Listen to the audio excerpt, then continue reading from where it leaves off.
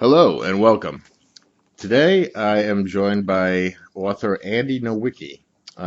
He's the author of 8 books. He is editor and contributor of Alternative Right blog and frequent guest on Boiler Room, which can be seen on Counter Current Radio, I believe. Alternate Currents Radio. AlternateCurrents.com, I think. AlternateCurrents.com, radio, thanks. As well as he's done a million other things. Anyway, Andy, how are you? I'm good. Thanks for the kind introduction. Oh, you're very welcome. I'd like it if you could just kind of describe yourself a little bit for the audience. I know people hate when saying that, describe yourself, but I kind of want to let um, you define yourself instead of having me try and do it. So if you could just take a couple of minutes and tell the world a little bit about you, just so for those who haven't heard of you, they have some idea of who and what you are. Well, as you already said, I'm a writer. That's how I like to think of myself.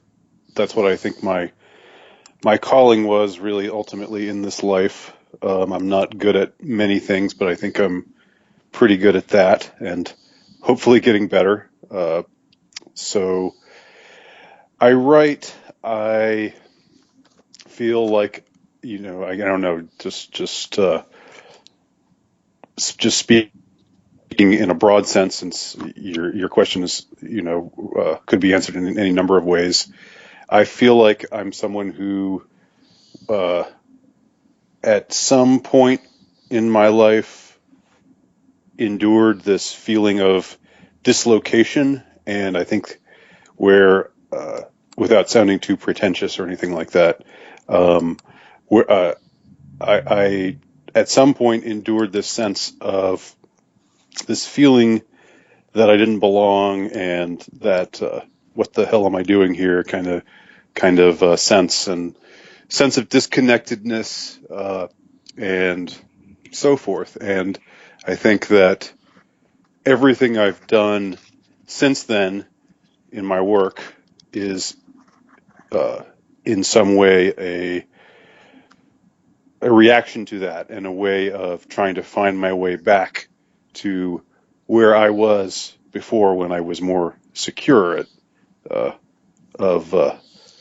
who I was and what I was doing here, uh, and more secure in my overall feeling of being rooted and being disconnected. So I didn't know I was going to say any of that, but that's what No, that's what your question provoked in me. So that's there you go. There's my answer. well, you unintentionally gave me a perfect segue into talking about I think it was your second book, but it was the first one I ever read, The Columbine Pilgrim.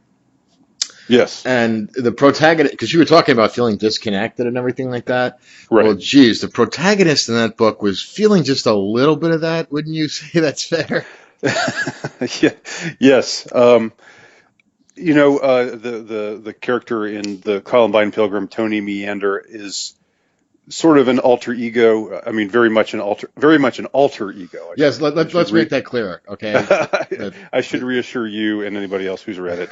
Um, it's sort of a, a fun trick. It's kind of, it's something that I kind of feel like, I have in common with Dostoevsky. Again, I'm not comparing myself to him, or saying that I'm the 21st century American Dostoevsky or anything like that. I wouldn't dare to make any such claim. But Dostoevsky, especially when he wrote uh, Notes from Underground, Hmm. that was a very formative bit of reading for me. And it's a difficult work, and I don't even know if I've ever read it all the way through. But the first 20, 30, 40 pages are so intensely compelling for me. Other people read it and they're immediately put off, and they just hate the guy, and and they find him so tiresome, and so forth. I don't know if you've ever read Notes from Underground. Well, I just have problem with Russian authors. They tend to write books that are just the size of encyclopedias. So they're, I don't know what it is about Russians. Maybe Well, it's the, this one isn't all that long. This is a little shorter. no, This is almost I haven't read that particular work now, yeah. unfortunately. Well, that what the reason I'm bringing it up is I find often, and this was certainly the case when I was writing the Columbine Pilgrim. There's something that is really, I dare I say, fun and invigorating about taking yourself or taking some aspect of yourself and drawing it out or to the nth degree, um, multiplying these particular this particular aspect of yourself until you have an extreme version of yourself, uh, and then just going with that version of yourself. And it's a very cathartic kind of way to write, and that was definitely the way that was the mode I was in when I wrote the Columbine Pilgrim. Yeah, and it's interesting. That book was really interesting to me because it's you kind of set it in two distinct parts, that novel. Hmm. And the first part of the book is the reader is not quite sure what is real and what isn't. Hmm. Was that on purpose that you wrote that way? Well, I wanted there to be some uh, question about where fantasy ended and reality began. Yes. And you showed the character Tony Meander, and you purposely picked that last name, not by accident. Right. He's completely lost. Um, Right. let's not give away too much, but it's okay if I just tell a little bit about Tony Yeah. Meander. Basically, this was, if remembering correctly, so I think I read it just right after it came out, so it's been a little while now. But basically, this was it starts out about it's a man that experienced what's the best word, abuse. He was bullied Hmm. severely in high school, Yeah. He had a and really rough go of it he, in middle school and high school. Yes. yeah, he had a really rough go of it, and he was never able to move on by that, and it consumed him. Right. And the incident at Columbine kind of, I don't want to use the word inspired because that could come off the wrong way, but Well, I think it's accurate in his case. yes, in his case it was, and he latched onto it. I kind of looked at the book as a warning as to what happens if you don't deal with that unresolved issue of what, because I think most people to some degree are bullied and if not high school, and at least in middle school, everybody kind of goes through a period. Like I know, for example, I guess in more middle school age, and then I kind of was bullied a little bit, and then I kind of grew. I got Hmm. bigger than the bullies at school. You know what I mean? I mean, I didn't experience any. Physically, you mean? Yes, yeah. I mean, I'm Which 6 feet helps. tall now, so I mean, Right. and and 5 feet wide, so I wasn't really an issue. But um, everybody's kind of experienced that to I think some degree. It was just for him, it was really severe, and that led to and you can tell me if I'm going wrong here, but the way I read into it was the bullying led into ostracization and social isolation, Right. and because it denied him the ability to connect with other people, and then he just kind of got so stuck in his own head, and then Hmm. it leads to the inevitable conclusion. That's how I read into it. Yeah, I think that's pretty accurate. Uh, he definitely was. He's definitely a person who spends a lot of time in his own head and his own thoughts, and that's very much like myself in that respect. You know, uh, some people are very gregarious and like to be around other people a lot and don't really care to be alone very much. But I'm the very opposite. I tend to I tend to shun human company and with some exceptions, but generally speaking, I'm somewhat hermetic in temperament, and the danger of that, which I'm more aware of, since it is my temperament, you're more aware of the pitfalls when it's the terrain, the psychic terrain that you're familiar with. The downfall of that is that you can get stuck in your head, and You know, I'm all for daydreaming. I'm all for, using your imagination and escaping, reality to some degree. And it was what I did a lot as a kid. I did a lot of play by myself as a kid, and I'm an only child. That probably has something to do with it. Well, But I can relate. I'm also an only child, so oh, I can relate to that. No, keep going, cool. please. Yeah.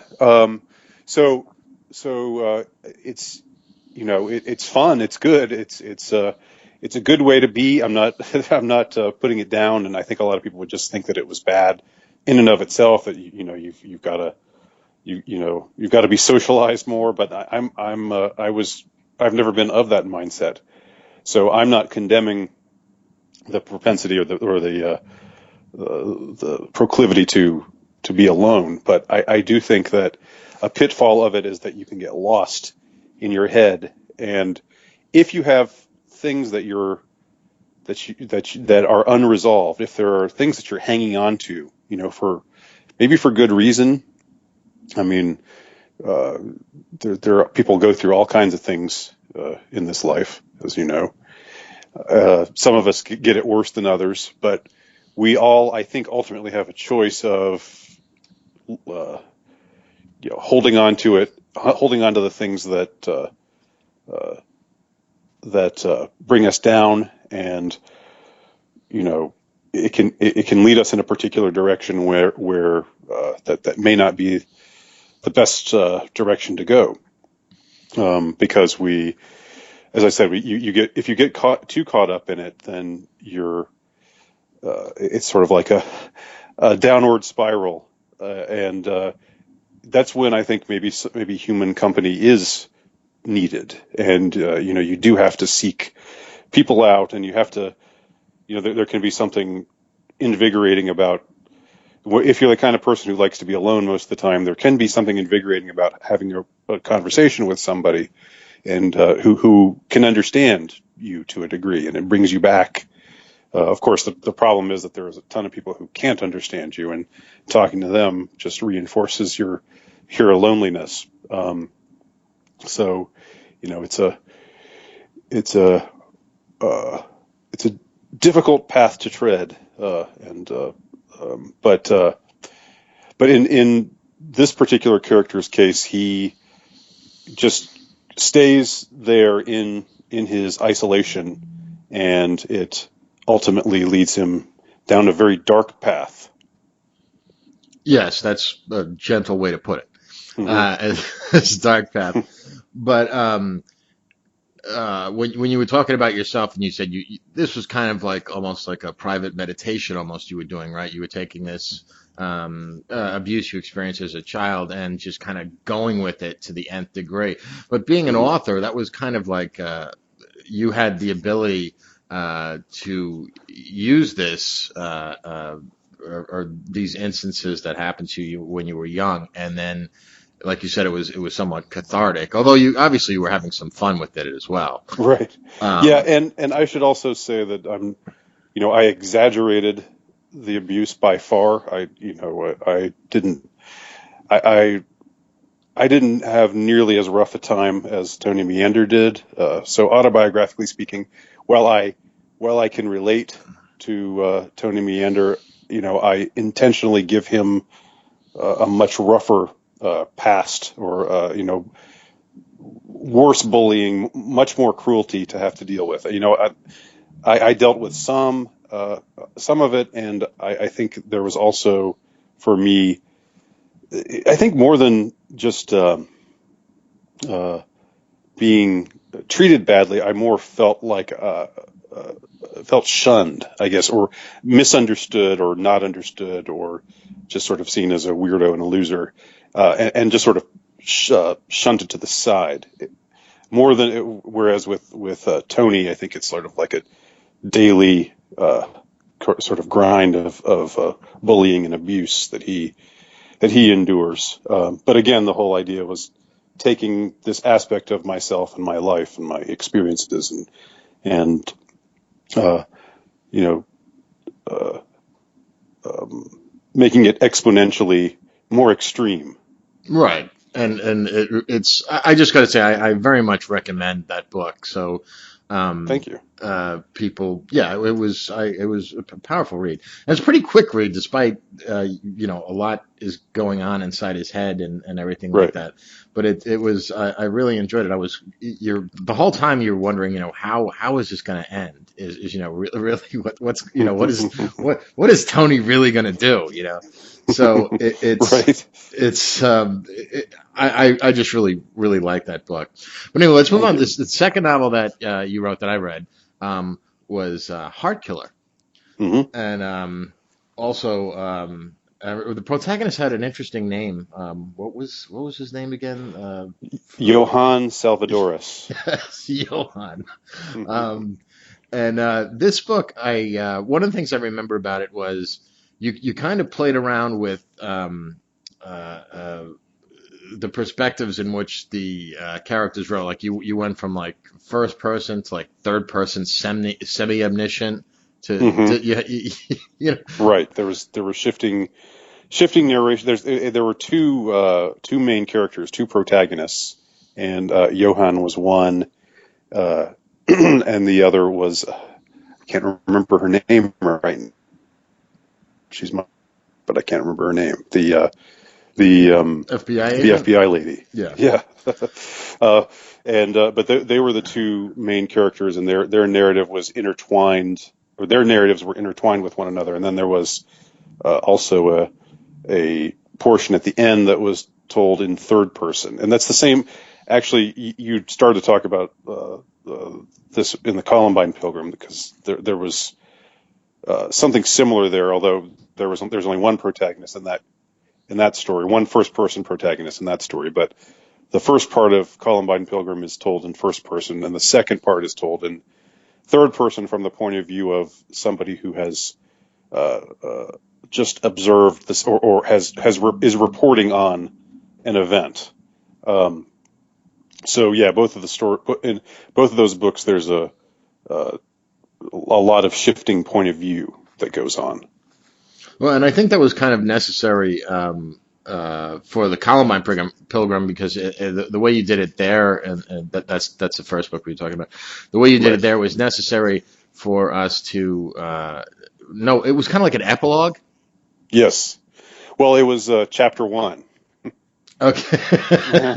Yeah, There was the prologue, and then there was chapter one, and that was it. yeah, and you can tell Andy likes to have fun with his readers. Which is great, which is great. And another fun thing about Heart Killer for me was I think it was the first book I ever read where I could actually email the author and have a question and then actually get back to me, which I which remember that. I was very flattered that you were interested enough to ask me a couple rather pointed questions about it. yeah, you could tell I really enjoyed the book because I was like kind of wanted to Yeah, get inside Johann's mind, and that's great. Yeah, and it's Frances Lazarus is the name of the female first person protagonist. okay, I'd forgotten. Frances is her name.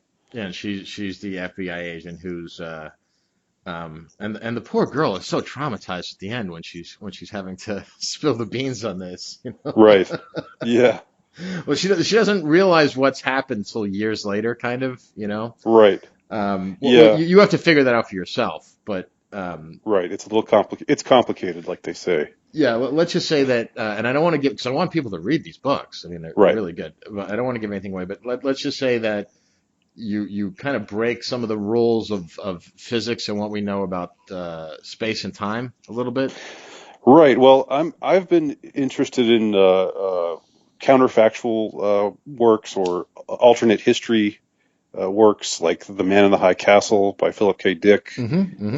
and other books and stories along those lines, where it's the present, but but history has gone in a different direction, and there's a point of divergence where things go totally different than what we're familiar with in our timeline. And Heart Killer ultimately ends with a bit of that. It doesn't come in until the very end, but yes, there's some time travel, and there's some alternate history that actually happens uh, over the course of the story. Yeah, and I think that I don't want anyone to get turned off by that time travel thing because it was just something necessary for well Does time travel sound corny? Just well it is. it's not what you when you first are reading the book you don't really think time travel because that doesn't really Right. seem what it was just No, I'm trying it's to not. It's not the central part of the story. It's what happens at a particular point in the story.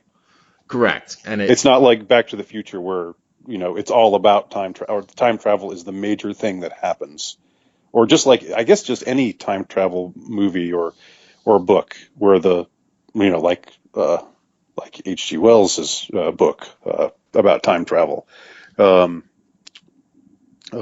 where he where it's all about the time travel itself is the focus. In Heart Killer, it only happens maybe 2/3 of the way through, and yeah, it's sort of it's almost an incidental thing, but then it becomes significant as well in its own way. right but we're not like you don't spend any time talking about like wormholes and traveling through No, space and no, time or no, anything like no, that no. it's more like that, but it does really like it's my point is it's not something that's just going on inside the character's imagination. It really happens. No, it happens. It really so it it's clear that it actually did happen, and it's just like Right. that. But you don't elaborate into like some weird sci-fi thing where you're trying to explain Hmm. warp drive or some nonsense, like No, that. So, no. but that book was fun, and that was a little bit. I'm gonna guess now, but that was a little bit cathartic too, because there were some similarities between the two characters.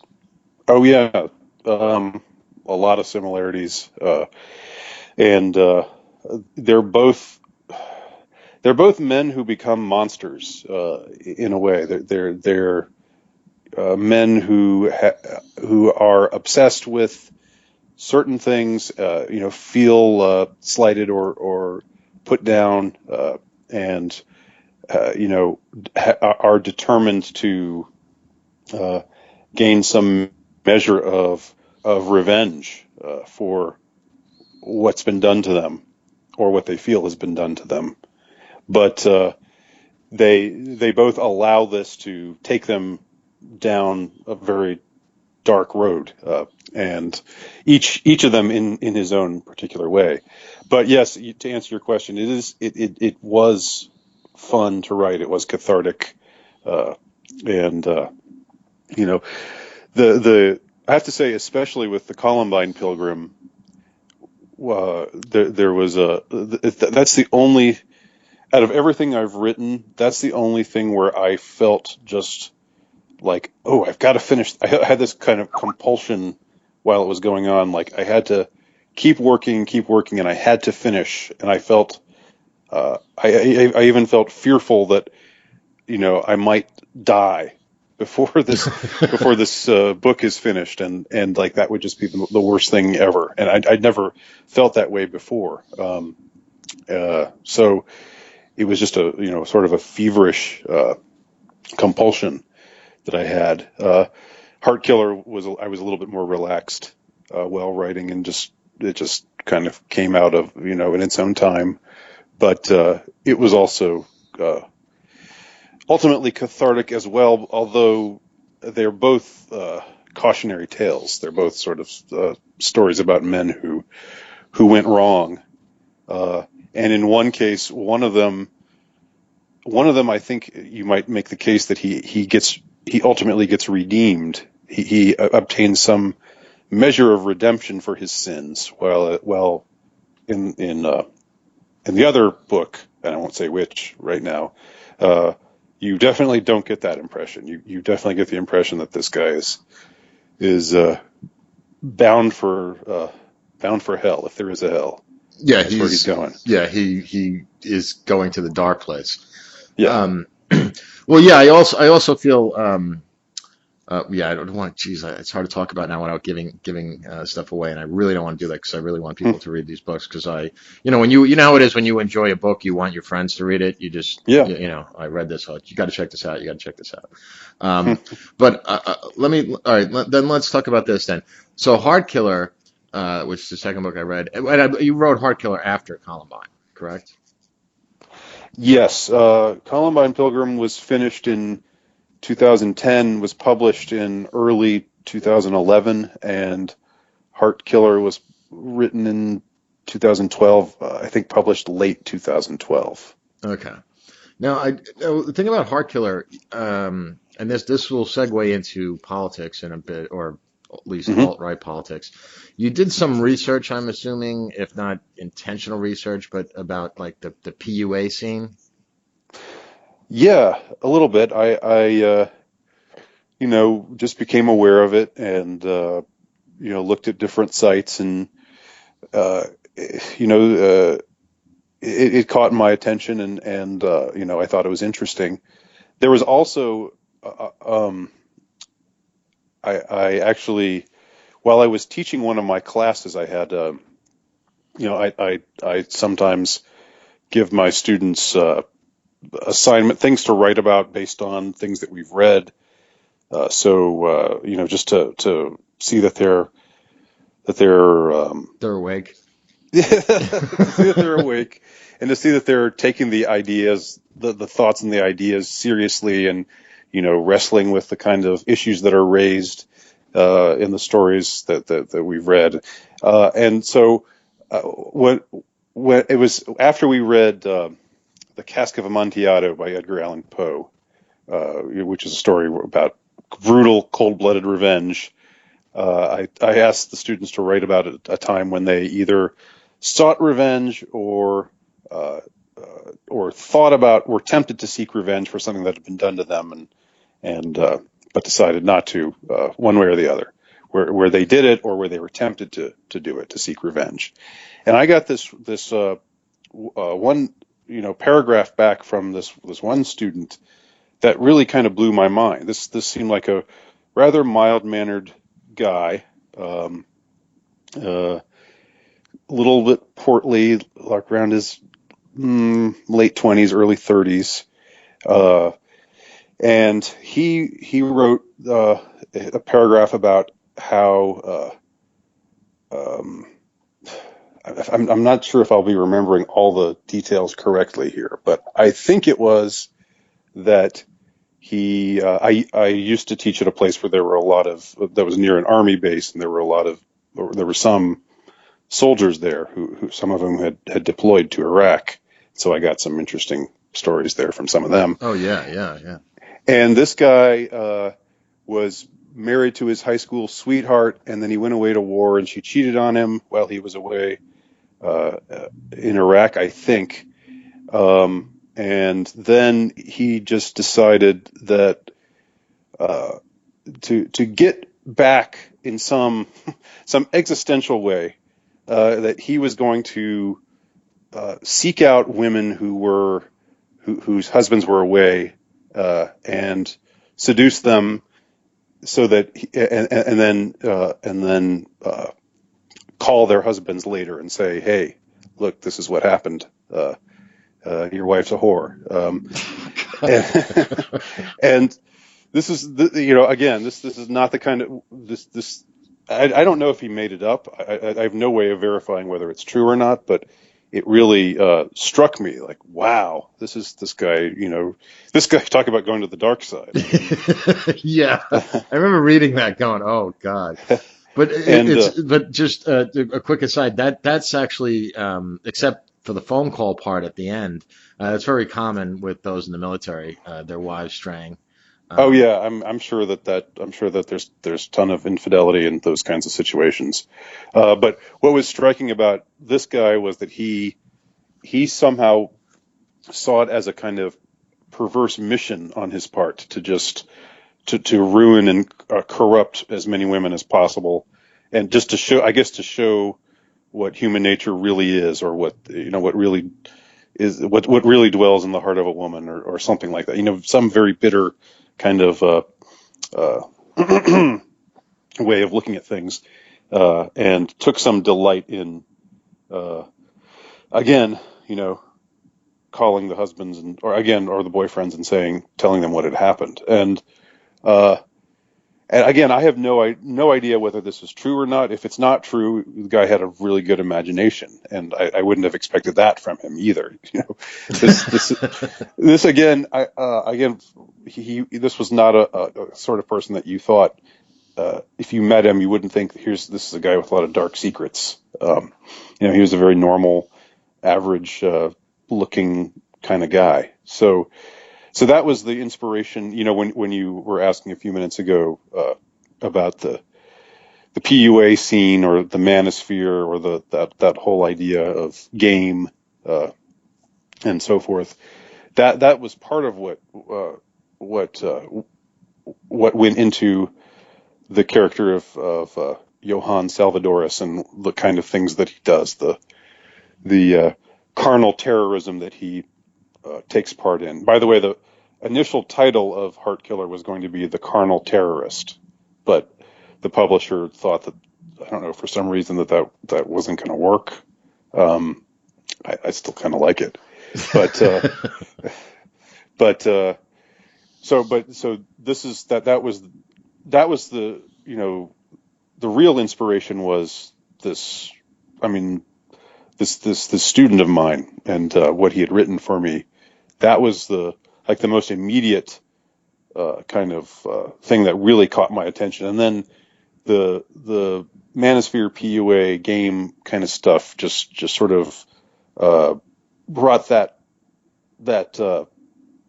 paragraph that this student had written for me. It brought it back to my mind and made me think along these kinds of lines again. And I guess putting that all together kind of put me in the mindset of Johann Salvadoris and the carnal terrorism that he takes part in. Now, I was reading your blog, which is, well, I believe it is your blog. I know you edit it, Mm-hmm. alternative-right.blogspot.com, Mm-hmm. if I'm correct. It's well, I'm the assistant editor. It's really Colin Liddell. He does more of the he publishes more, and he has much more of a role in getting others to write for it. I sometimes am able to get, you know, and I sometimes do some editing there, and I contribute to it, but I have demoted myself to the role of assistant editor because really it's mostly Colin's doing. Okay. But you wrote a piece recently for them talking about the Manosphere PUA scene. I don't even know what we call it anymore. Mm-hmm. These labels can get dangerous because in my mind, they kind of date themselves. You know, as all these kind of Mm-hmm. belief systems mutate over time, and I think that was the point of your article. And if we can talk about that for a minute, if you don't mind. Sure. You seem to be somewhat critical of the direction. Well, I don't think you really liked the whole PUA scene from the beginning. Is that correct? Well, not really, but yeah, I think that would be correct. But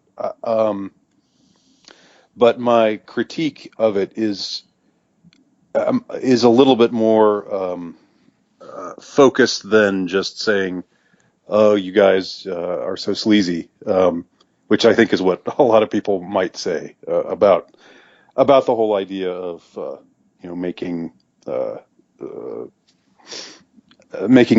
seducing women, seducing as many women as possible, your aim in life. You know, my whole critique, which I express a little bit more in the article that I think you're referencing. Yeah, there was the most Um, recent one you wrote. I mean, yeah, okay, yeah. well, you were. That's why I said, because you do mention how that it's gone through an evolution where initially it was just about notches on the bedpost, or that's how your Right, interpretation of it, and now it's right. evolved into finding the. I think you used the phrase "your Aryan princess." Is that correct? Right. Yes. Um, yeah, in my latest article at Alternative Right, that you're referring to, I I do talk about how both of those approaches, there's a certain commonality which says, both of those approaches, you know, there's have something in common. And the people who say you got to find your Aryan princess and marry her and have a ton of white children to repopulate the earth with the white race and whatnot, they of course think of themselves as very distinct from the PUA philosophy, where it's just about banging chicks and no responsibility at all and blah blah blah. But my point is that in both cases there is this tendency to ironically pedestalize women, in that, you know, okay, feminism says, tries to communicate a certain point of view about women, saying, uh, women want men who are docile and will do what feminist women tell them to do. Uh, and then, the manosphere people quite rightly say, no, that's definitely not the case. Women don't want a man who's a pushover. Women want men to be men and to stand up and show that that's what intrigues women and attracts women, is a man who's actually manly. Um, and I think that's, from what I can tell, basically true. And that's something that is obscured in politically correct, lefty, liberal, feminist perspective on the sexes, where we're just supposed to think that there's not really any significant biological difference between men and women, and blah blah blah. But there is, and there's a primal difference, and so uh, so the PUA people say, okay, women really want this, so stop being this way, become this way instead, become this kind of chest thumping alpha kind of guy, alpha male kind of guy, and then you'll get women to want to sleep with you. And the new alt right Aryan princess, the ones who say, quit with this PUA crap and find your Aryan princess and have a ton of white babies. They say the exact same thing. Stop being such a nerd and become this kind of man that women would want, and that way you'll find your comely Aryan princess. But my critique is that, ironically enough, in both of these cases, the focus seems to be on giving women what they want, Hmm. and that almost seems like a variation on feminism. That feminism deceives us about what women really want, and Well, I think it also deceives women that what right, they really want, which is sure, even oh yeah, worse. yeah, yes, and so uh, I was just saying that, or my critique was and is that something that's truly defiant to feminism says, I'm gonna this is the way I am, and I don't care if you want me to be this way or that way. This is how I am. And it would seem to me that that's almost the more alpha, if you want to use that term, kind of perspective. So So, that's the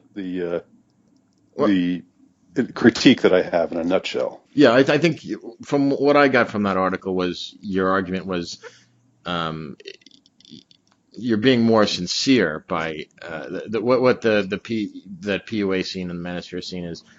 Your argument was that there's a lack of sincerity to it. They're just doing what women want. They're just Hmm. going in a different Yeah, direction, but they're ultimately still pedestalizing women, which right, is everything that the scene supposedly says that they're against. right. Um, Hmm. the way I look at it, though, I mean, I was never what you would call like a PUA, but I uh, read an awful lot about it, and one of the things that I would never have been able to um, research is sociobiology or evolutionary psychology if it wasn't for reading about that whole PUA scene, because it truly Hmm. did help me to understand women. And I realized, because myself, I don't want this to be about me, but just to explain, to preface what I'm about to say, I was Hmm. raised by a single mom and no father. Or Hmm. even father figure, a surrogate father, and I think that has a very and I think that's all too common today. Yeah. Um, and so there's this huge generation, yeah, there's an entire generation of men being raised without fathers. And that We're a had, generation of men raised by women, just like yeah, Tyler Durden says. that's right. Yeah, that was another great book, by the way. The movie Hmm. just didn't quite do it for me, but I did enjoy the book. Mm. Oh, I love the movie. But Uh, anyway. but it did, well, I thought that the whole thing when what's his name was fighting himself just didn't work for me. Um, That but was a pretty strange, yeah. Yeah, but anyway, the point being is that there's this generation of men being raised by women, and Hmm.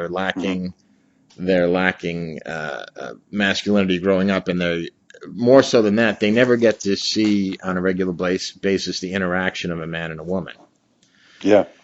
and I think that's very important because children. You're a father, correct? Yes. And so, I'm sure you're aware of this, if not on a consciously daily level aware of it, but you see in your children that they mimic what they see around Hmm. them all the time. Oh, So yeah. if you remove one parent from the equation, that has an impact on the child's life. So I believe that that's why the PUA scene became so popular, just because there are so many boys that were raised pretty much entirely Hmm. by women, Hmm. and I think that's why the PUA scene became so popular. And I understand that because, to be honest, I was when I stopped treating women as logical beings, I had so much more success with them just applying some very basic concepts. And I Hmm. don't know, I don't think it was necessarily being insincere as it was just like I don't believe I compromised my values or my own identity by applying Hmm. principles that work. I kind of equate it to I've studied several different martial arts in my life, and Hmm. but interestingly enough, I haven't had to get into much fights after I studied martial arts. But as a kid growing up in New York, I did get into my fair share of fights, but I had no real training. Hmm. So, but then when I studied martial arts, now the few confrontations I've got into, I was able to handle it in by using how do I say it moves that were designed maybe a century ago. But I don't think that's not the real me. You know what I Hmm. mean? Does that make Right. sense at all? That comparison? I don't know. You're saying it's like well, when you're talking about ways to defend yourself, that's not really whether you use the this particular method that's more modern or this or that method that was invented 100 years ago. There's not really any question of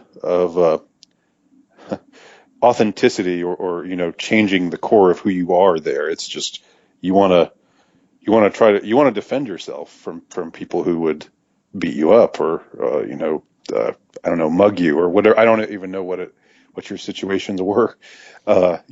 Just if you're just walking through the bad part of town at night or something like that.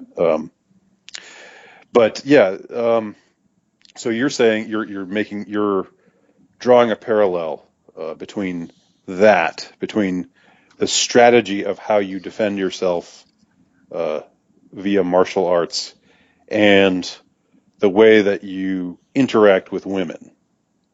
Yes, and Is I that only correct? because I'm only using that parallels because I couldn't quite think of another, and that's a real life example. No, that's that works. That's an interesting way to put it. Um, right, and yeah, I mean, there's being aware of the differences between men and women, being aware that women respond differently to stimuli than men do, and that uh, approaching women uh, is not like approaching men. That's just sort of hopefully it's common sense. But if it's not, if you don't understand that, you eventually will come to understand that through the School of Hard Knocks, I would think. Um, but yeah, I would say there's nothing wrong, nothing inauthentic in any of that. Um, it's more the idea that okay, here's what a woman wants from a man, and this so so stop, I don't know, stop being into video games or stop Get out of the liking parents' Star basement. Wars, and start. Not that I'm not into video games, but I'm just trying to. She's just using an example. Stop being such a nerd and take off those glasses, put on contact lenses, get your uh, uh, style your hair right. I don't know. I guess all of that can none of they're cosmetic things that aren't necessarily that important. But I guess when it comes down to change who you are, change what your interests are, uh, become, and this kind of hectoring that I hear sometimes, especially these days on from the sort of the figures on the alt right, who have this agenda that the that you got to find your Aryan princess and become a shitlord. Uh, they seem to be mocking the type of. I mean, not everybody is of not we're different. We have different kinds of personalities, and there's nothing wrong with you know being the person that you are with the interests that you have and the inclinations that you have. And there's something that doesn't sit well with me about somebody who says you need to become more like this uh, because it's just pathetic being the way that you are. Like they do, like the mocking of the autistes on the Le Chateau Autiste segment of the Daily Show, which I don't listen to that much anymore, but uh, it's a funny segment. And when I've heard it, I've laughed a lot. But there's something really unsavory about it to me because it just seems to be about mocking these guys because they're not, I don't know, uh, They're not the like cool kids or something like yeah, they're that. Yeah. not the cool kids. Exactly. It's like a bunch of jocks sitting around and then there's some Down syndrome kid in their midst, and they're just sort of getting him to say funny things and chortling. Yeah. It's just there's something about it that really doesn't sit well with me. Yeah, it's almost an internet version of the high school lunchroom. Yeah, yeah. Um, It's very high school. yeah, I do. I'm not a. I've only listened to the Daily Show once or twice, but Okay. I do know what you're speaking about, but I haven't been a fan of that show. Not because I haven't listened to enough to really form an opinion about it one way or the other. But I do. Hmm. They do. You're right. They do a segment called the something Autiste or whatever it is. Right. Um, but but anyway, I just don't want to spend too much time on this whole PUA thing. But I just want to finish up by saying that my view of it is just being, you can take an ideology and take from it what you want. You know, Sure. it's kind of like, well, reading a novel, right? I mean, I'm sure there's Hmm. some people that read your works and they took a different thing away from it than, let's say, Hmm. I did, or any other people that read it. It's kind of yours too, because like let's say like Johann, for example, have him pictured in my mind a certain way, and other people have him pictured a different way. Right. That's just the way it is. I think that's That's why. that's what happens when you read books. You picture people a certain way, and then they make a movie out of it, and you're like, what? Yeah, It exactly. doesn't look like that. That was a problem I had with Fight Club. Yeah, I had, Uh-huh. Oh, okay. See, I didn't. I saw the movie before I ever read the book. So, oh, okay, all right. Yeah, I read the book. I think I read the book because the author was local. I'm in Seattle, and the author right. was Yeah. from. Chuck Palahniuk. Yeah, he's from up around these, or he was now. I don't know where he lives now. But so and even the book even takes place in Seattle. So Hmm. that was I think he's from Portland, isn't he? Same I thought he was from neighborhood, Seattle but because I think he didn't he work for a contractor from Boeing or so. maybe. Yeah. Anyway, it doesn't matter. But and I'm pretty Yeah. sure the book took place in Seattle. Hmm. But anyway, I know he mentioned the airport several times, SEA, which is Hmm. that's a three-letter code for Seattle, Right. SeaTac. Um, but back to the whole PUA thing. I think that it's for me. I just looked at it as improving myself, and the chicks will come, kind of Hmm. like if you build it, you will come. But it's not. It was never my goal to do this to just to get laid. I mean, I like to get laid. I mean, who doesn't? But well, no, I say that because I'm unlike yourself. I'm a feminist's worst nightmare because I'm a single white heterosexual male that sleeps with women. Uh, so they hate that. Um, that's. Well, I am that too, but I'm married. That's the only difference. Yeah, I mean, and yeah, but the rest I check off on too. yeah, so that kind of and also I think because when the whole PUA thing was gaining popularity on the internet, it was kind of the same time that there was that huge rise of political correctness on acid, just Oh yeah, so it was kind of a counterbalance to that, I believe. People just looking around and going, Jesus, what the hell's going wrong with the world? And this PUA thing right. was kind of a reaction, and I think they both kind of fed on each other too, Yeah. um, for better or worse, and Hmm. now it's now it's just gone crazy, and now and it also splintered off into all these other groups, the whole MGTOW scene and the Right. and Sure. and and everything else. I think this audience will know all these all this These nomenclature, acronyms. yeah, Hmm. acronyms, because it's really developed into subcultures of subcultures now, and it's continuing to splinter and splinter and splinter. But Hmm. if we could talk a little bit about politics more on a more macro level, Sure. could you just give me your thoughts on the current election cycle that's going on right now? Um, I'm not really a fan of anybody. I'm not rooting for anybody. Very much rooting against Hillary Clinton, uh, because I despise her and Gee, I I despise. wonder why. I mean, I can't think of any reason why anyone would despise Hillary Clinton. I mean, I despise her husband too, so it's not a misogynistic thing. Oh, okay. I just think they're hideously corrupt and terribly and evil people. Um, do not want to see them occupying the White House again, but it's beyond my control. As far as Trump goes, I'm not. I'm Trump skeptical. I'm you know keeping stock of things and watching from a distance. I am enjoying just as much as anybody else probably listening to this podcast. I'm enjoying the effect that Trump is having on everything and everybody. Um, it's a very unique sort of phenomenon Yeah, that's taking place, I just got to and say, no matter how you feel about Trump, if you're on the right, you just have to just love the lulls, just to see, just the yeah, reactions that people. Now, there's this new. And I was listening to the Boiler Room, your most recent episode that you were a guest on that show, about right. this new form of PTSD. That Yeah, that's right. that Yeah, Donald Trump, DT, Donald Trump, priest, traumatic stress disorder. You know, Donald Trump preached traumatic stress.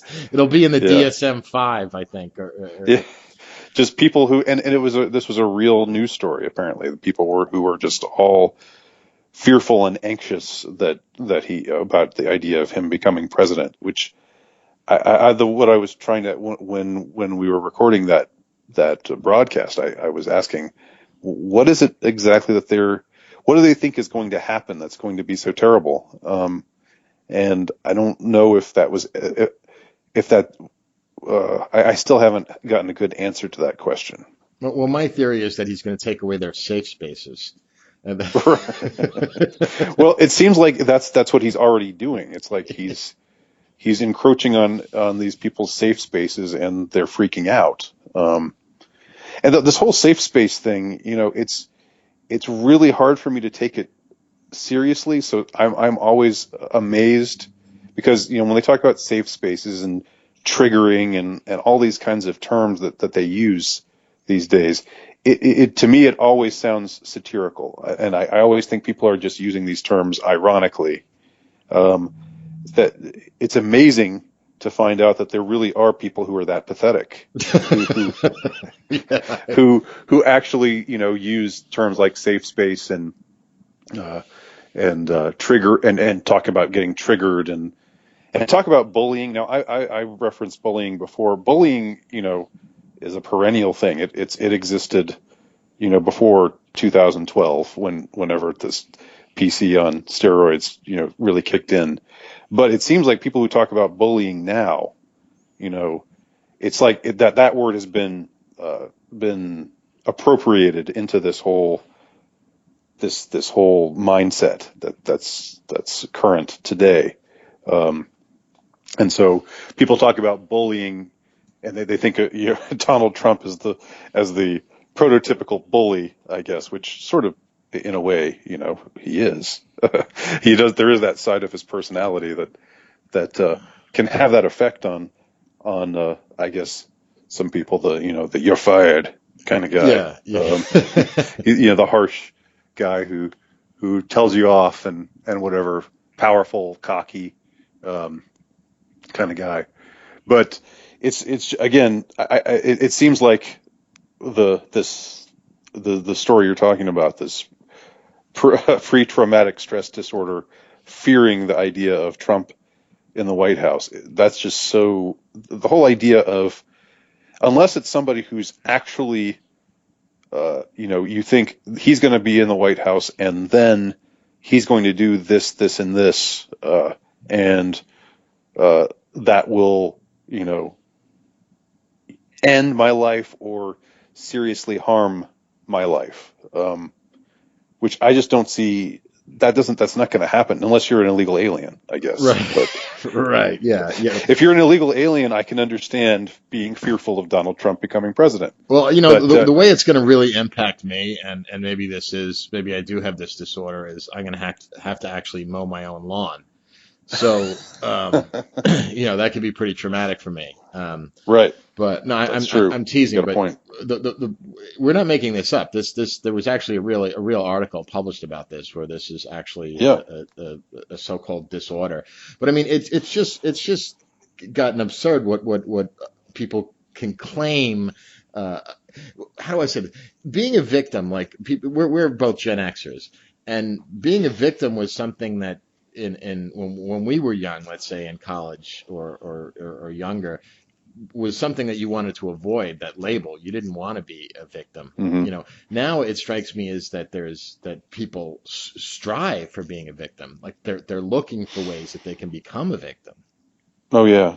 Like, I mean, here's another, and I'm not making this up. Other people may have heard of this. The whole thing where, like, now just clapping can trigger people, so you have to use jazz hands. I mean, when I See, these are first, the kinds of things. I just think this just sounds like this is the Onion. yeah, exactly, yeah. It's just, I can't take things like that seriously. I mean, I know that people really exist who feel this way. I mean, apparently they do, but I just, there's no way I'm not going to laugh at them. There's no way there's no way I will begin to take them seriously. It's gotten so bizarrely absurd that, it's hard to tell what's satire and what's sincerity these days. Yeah, I noticed. It's funny you said like the onion. Is I've actually had conversations where people are telling me the stories, and I'm saying, "Are you sure that wasn't an Onion article? Like, Yeah, yeah, I know. is that real?" And they're like, "No, that's real." And now I'm to the point where I I just know. believe anything. I mean, if they tell me, I just assume it's true, because there's nothing that could be any crazier than the stuff we're Yeah. seeing. And now, like with YouTube and stuff, we get video evidence of this. Like all these go, I'm triggered. I'm triggered. It's like, Jesus, I can't get out of bed without triggering somebody. And how do you, and just because we're coming up on an hour, Yeah. how do you see this playing out now? Like 5, 10 years from now, this whole PC culture. I mean, can keep continuing down this road, or I made the point recently, I believe this was on one of my nameless podcasts, or maybe it was in an article. It's sometimes hard for me to remember, but it it's political correctness is very interesting phenomenon in that we're going on like 25 years or so now of people saying, man, I'm so tired of political correctness. Political correctness has gone too far. I'm so sick of political correctness. I mean, people were saying that in 1990. and and so people are, I don't know if anybody has, I mean, well, I shouldn't say anybody, but there has always been a huge backlash against political correctness, and yet political correctness continues. And it has not abated in spite of the fact that, a ton of people just hate it and mock it and belittle it and make fun of it and bully it and trigger it and, do whatever they can to make its life a living hell. I mean, it's still around, and I don't know what. It's hard for me to say what's going to happen in 5 or 10 years because uh, uh, I can't really explain the phenomenon. I can't. I don't know who is saying. You rarely hear people say, you know what we need more? We need more political correctness. We need more sensitivity these days. There's just too much boorishness, and we just need to be more careful of what we're saying. We need more people to crack down on what people are saying and thinking, and getting people fired from their jobs if they say the wrong thing, if they make a sexist or racist joke and somebody overhears or whatever. I mean, you don't hear that.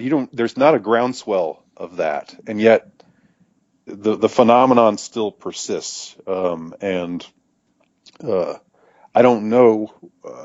It almost, I think, when I was thinking in a conspiratorial vein, I was almost wondering if the powers that be are keeping it around, or keeping political correctness around, because uh, they want to get people to their breaking point for some reason, um, and in order to orchestrate something new, some new catastrophe. Um, And again, I don't know whether I can't. I don't know whether that's true or not. I can't get any more specific about it right now. But political correctness is. I mean, I hate it. I've always hated it. Have hated it ever since I became aware of it. And I know that I'm not the only one. I know that you and I and many others are not the only ones who hate it. And so, I mean, what can we do but just continue to mock it and continue to be defiant and continue to say what we want and think what we want.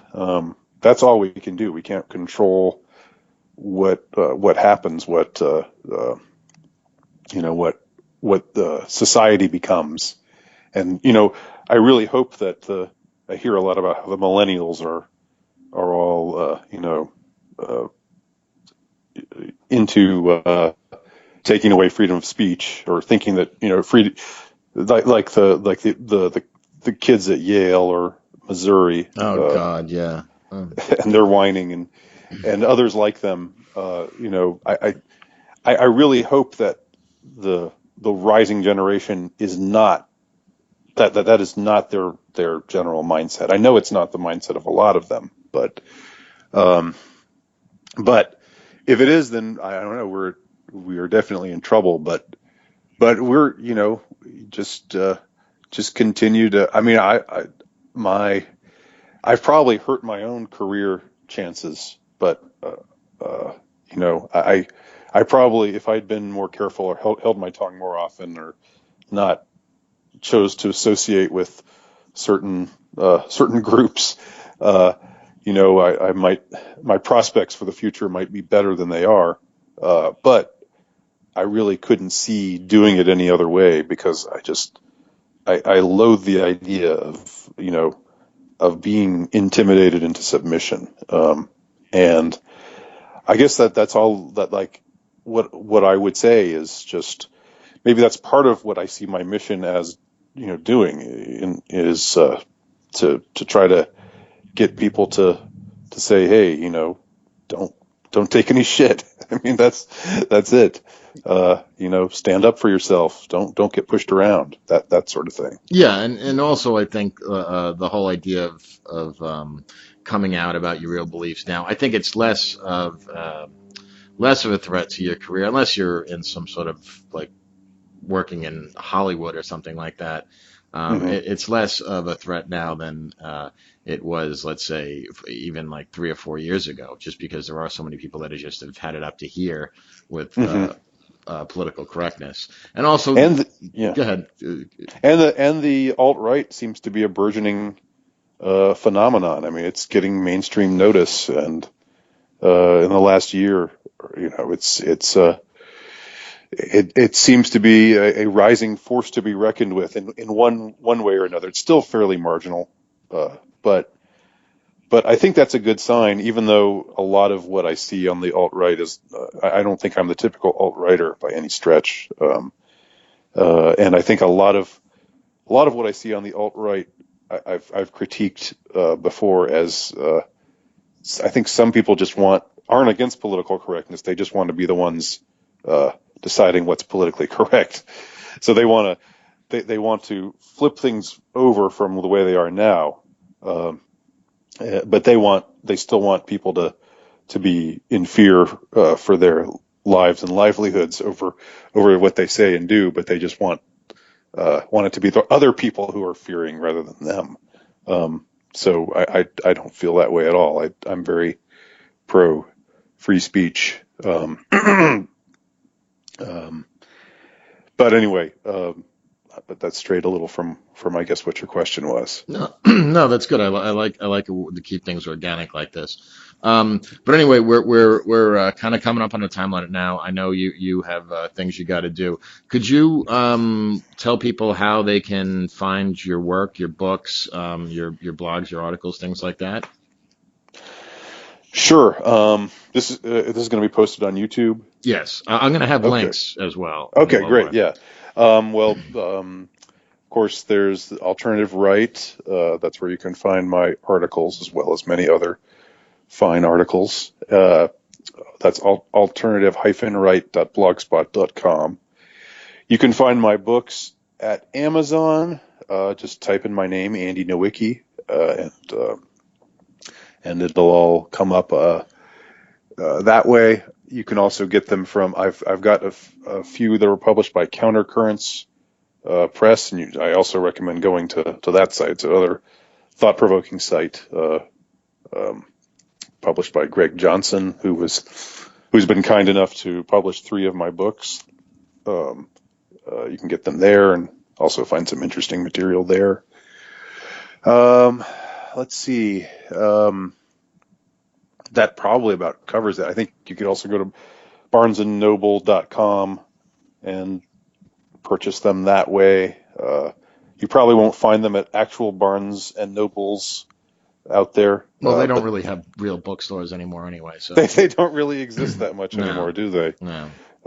Which is kind of, I mean, I like bookstores, so I don't, I mean, I'd like them to actual brick and mortar bookstores to stick around in one form or other. Um, but yeah, I think that's about it. Oh, uh, you can find my podcasts, my own individual podcasts at JNOW1101, uh, uh, that's my SoundCloud station. But you can I would just recommend typing my name, just Andy Nowicki SoundCloud, and it'll come up that way. And you can find anything else you want to know about me, and probably some things you don't want to know about me from just typing in my name to any search engine. Okay, and all just for our listeners, all these links will be in the low bar, so you can just click on them and find out more about Andy Nowicki. And I just want to say again, I highly recommend his books. Like I said, he's a publisher of not just the 2 we talked about. You published, I believe, 8 books, and Hmm. you probably have 9 probably in the works. Won't speak. Don't give it away. Don't give it away. But I look forward to reading that as well. Anyway, Thank you. we've been listening to and speaking with Andy Nowicki, brilliant author and very interesting man, as you have come to find out. Um, If you enjoyed this podcast, please click like and subscribe. Thank you and take care.